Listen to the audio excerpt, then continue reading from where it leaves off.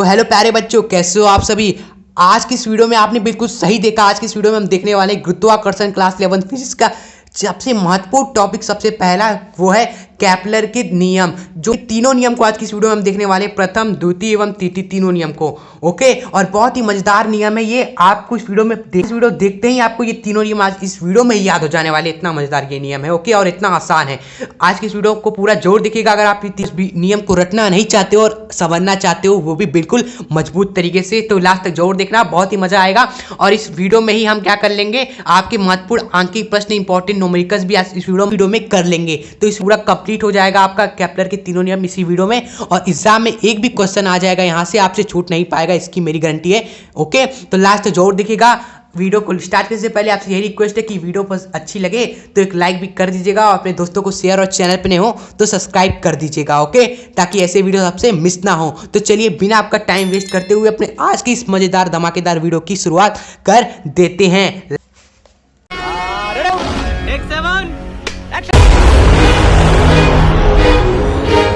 सबसे जो पहला नियम आपके सामने है, प्रथम नियम, जिसे हम क्या बोलते हैं, कक्षाओं का नियम भी बोलते हैं।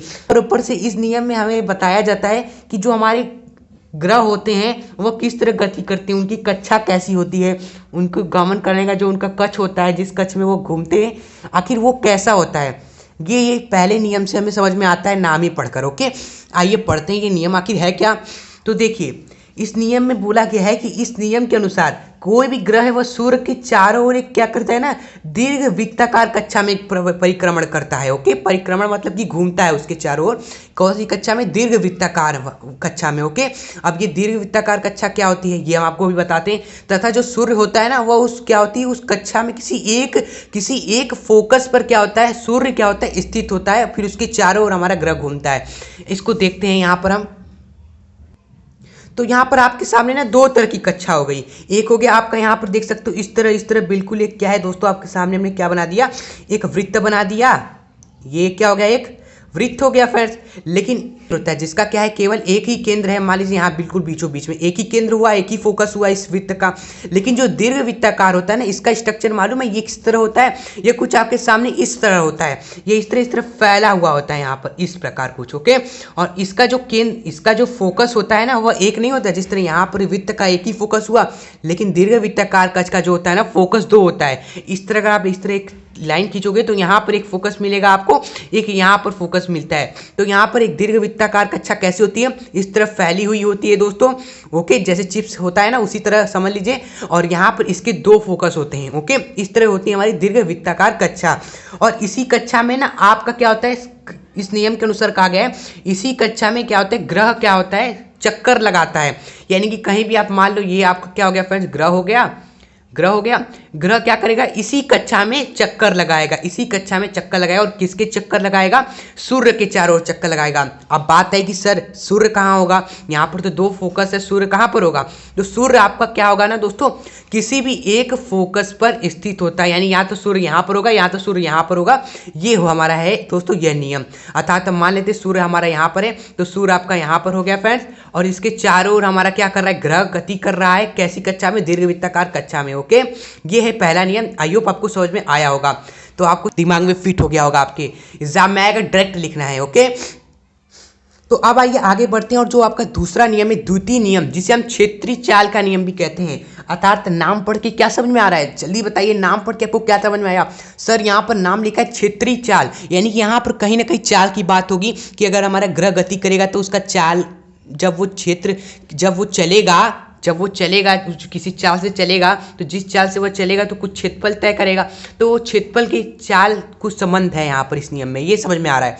यही बात भी है इसमें। आइए पढ़ते हैं इस नियम को। इस नियम में है ना कि इस नियम के अनुसार कोई भी ग्रह द्वारा सूर्य के मिलाने वाली जो काल्पनिक रेखा होगी ना, उस वह रेखा क्या होती है ना, समान समय अंतराल में समान क्षेत्रफल तय करती है। अर्थात ग्रहों की जो क्षेत्रीय चाल होता है वह नियत होता है। इस नियम को आयुब आपको अभी समझ में नहीं आया होगा, लेकिन जल्दी समझ में आ जाएगा। बहुत ही मजेदार ये बात कही गई है इसमें। साहब ने बताया है कि यहाँ पर आपको पता चल गया पहले नियम से कि हमारा गति कैसा होगा, दीर्घ वृत्ताकार कक्ष में होगा। कहीं पर आपका क्या होगा, ग्रह होगा। यहाँ पर मान लो ग्रह हो गया, कि कहीं किसी एक फोकस पर आपका क्या होगा, सूर्य होगा। यहाँ पर आज सूर्य हो गया भाई साहब, ठीक है, आपने जैसा कहा कर दिया।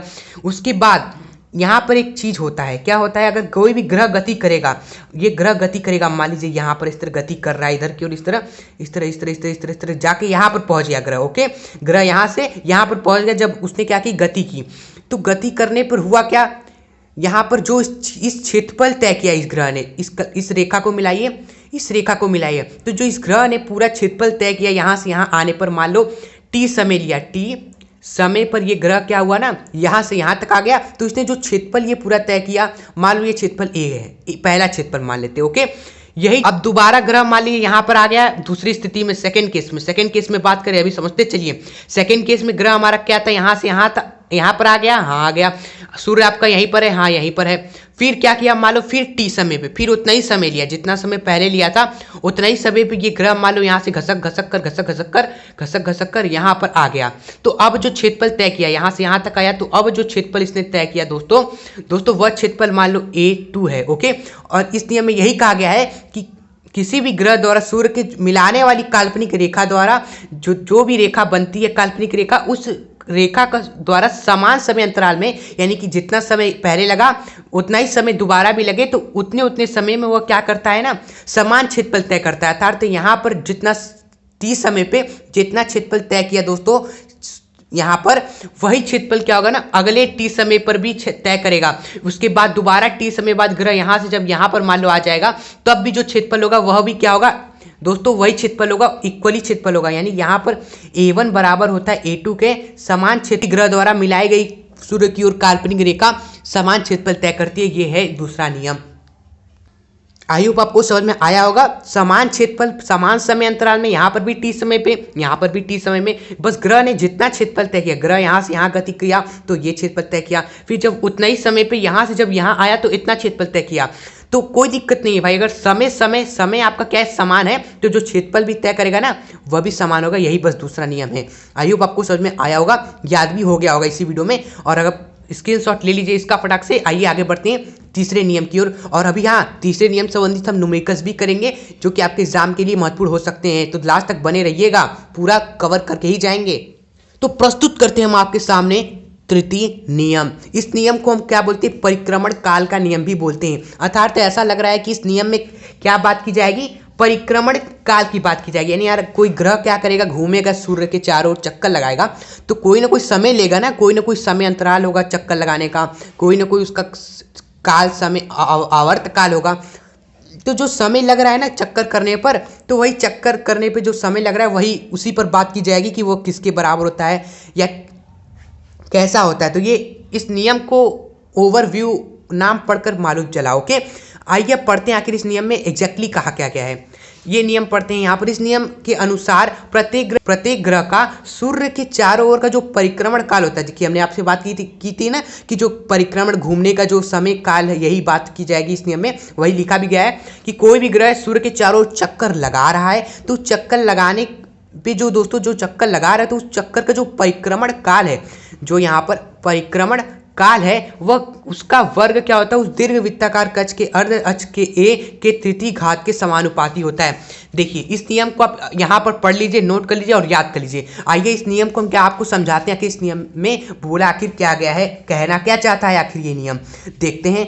आइए, तो यहाँ पर ये जो नियम कह रहा है ना कि आपका जो सूर्य के चारों ओर जो आपका कोई भी ग्रह क्या करेगा, अगर चक्कर लगाएगा, अगर सूर्य के चारों ओर कोई भी ग्रह चक्कर लगाएगा, इस तरह मान लो इस तरह घूमेगा चारों ओर, इस तरह चक्कर लगाएगा, तो चक्कर लगाने पर जो कोई भी समय लगेगा, चक्कर लगाने पर कोई भी समय आपका लगेगा भाई, एक चक्कर लगाएगा, कुछ तो समय उसको लगेगा ही भाई। ये पूरा ग्रह है, यहाँ से पूरा इस तरह घूमेगा, तो कोई ना समय उसको लगेगा, कुछ ना कुछ तो समय लगेगा, उसी को क्या बोलेंगे, परिक्रमण काल बोलेंगे। और इस परिक्रमण काल का जो वर्ग होता है ना, इस नियम में कहा गया है कि जो परिक्रमण काल है, जो समय लग रहा है एक चक्कर लगाने पर ग्रह को सूर्य का, उसका जो वर्ग होता है ना, वह समानुपाती होता है। यहाँ से इसकी दूरी अगर मान लो क्या है, ए है, यहाँ से यहाँ सूर्य से लेकर इस ग्रह की दूरी अगर ए है, तो उसके क्यूब के दोस्तों समानुपाती होता है, उसके तृतीय घात के समानुपाती होता है। यही ये नियम कहता है। ओके फ्रेंड्स, एक बार फिर समझ लीजिए, परिक्रमण काल की बात होगी, अगर कोई भी ग्रह क्या करेगा, सूर्य के चारों ओर क्या करेगा, घूमेगा,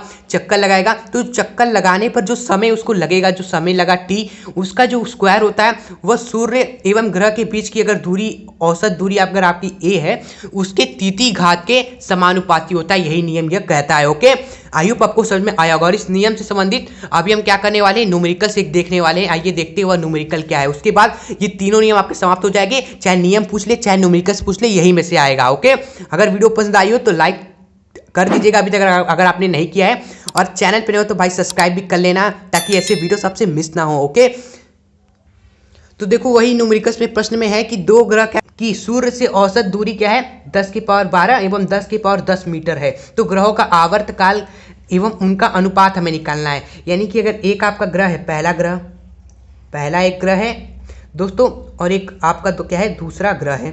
ठीक है, दोनों ग्रह की हमें क्या दी है, दूरी दी हुई है। मान लीजिए ये आपका क्या है, सूर्य है, यहाँ पर क्या है, एक कक्ष है आपका, एक ग्रह मान लो यहाँ पर पहला ग्रह है, और यहाँ पर मान लो आपका दूसरा ग्रह है। इसकी दूरी क्या दी है, एक ग्रह की दूरी है क्या है, 10 की पावर 12 है, और दूसरी ग्रह की दूरी क्या है, 10 की पावर 10 है। ओके, 10 की पावर 12 पहला ग्रह की दूरी है, 10 की पावर 10 दूसरे ग्रह की दूरी है।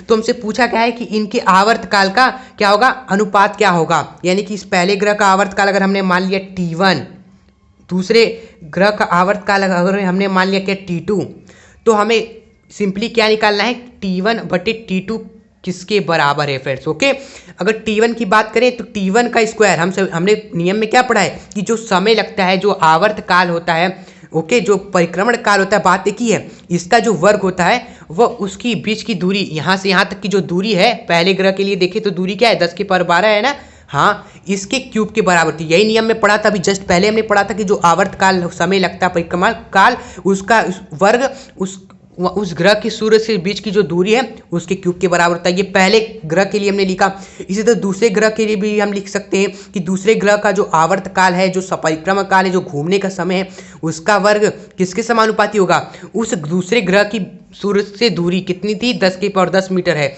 उसके क्यूब के। ओके, ये हुआ। अगर हम इन दोनों का अनुपात लें, यहाँ से अगर हम इन दोनों का रेशो लें, ये दूसरा समीकरण मान लो, ये पहला समीकरण मान लो, तो पहले समीकरण अनुपाते दूसरा समीकरण अगर हम लें तो क्या होगा, T1 अपॉन में T2, इसका स्क्वायर हो जाएगा भाई, यहाँ T1 का स्क्वायर बटे में T2 का स्क्वायर, T1 अपॉन T2 का स्क्वायर हो जाएगा, बराबर 10 की पावर 12, 10 की पावर 10, इसका क्यूब हो जाएगा। सिंपल समझे ना, यहाँ पर इसका स्क्वायर बटे किया तो इन दोनों का स्क्वायर, इसका क्यूब बटे किया तो इन दोनों का क्यूब हो जाएगा। सिंपल, कोई दिक्कत नहीं। हाँ, बहुत अच्छी बात है। आइए आगे सॉल्व करते हैं फटाफट। तो आगे सॉल्व करने पर मिलेगा, यहाँ 10 की पावर 10 है, 10 के पास 12 है, तो ये सिंपली कट जाएगा। क्या बचेगा, 10 की पावर 2 का क्यूब बचेगा, जो कि बराबर होगा T1 अपटे में T2 के स्क्वायर के। हमें क्या चाहिए, T1 अपॉन T2 चाहिए, तो स्क्वायर को क्या होगा, हटाना पड़ेगा।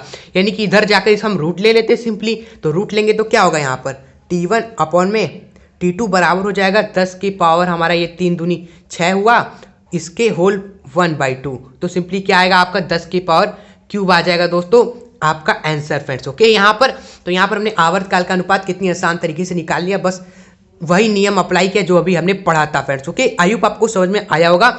यहाँ पर करते हैं फ्रेंड्स इस वीडियो को फाइनली एंड। अगर ये तीनों नियम आपको समझ में आए, अगर वीडियो पसंद आई, हमारी मेहनत अच्छी लगी, तो प्लीज़ एक छोटा सा लाइक इस वीडियो को जरूर कर दीजिएगा, ताकि हमें आपसे मोटिवेशन मिले ऐसे वीडियोस बनाने का।